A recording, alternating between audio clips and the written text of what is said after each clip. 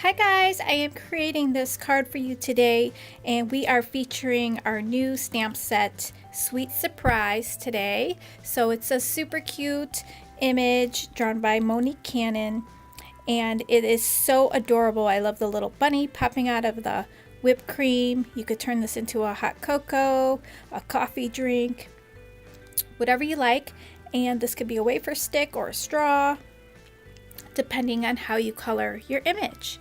So I've colored this image on Kraft using my Prisma color pencils, and I'll share some of the coloring with you. I'll put some music on and speed through that so you could see the coloring on the Kraft paper. I've stamped out Cheers. That is a sentiment from the new Lawn Fawn release.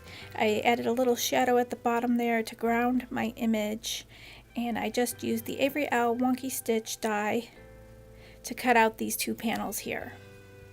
So it's a very simple card, but it turned out super cute.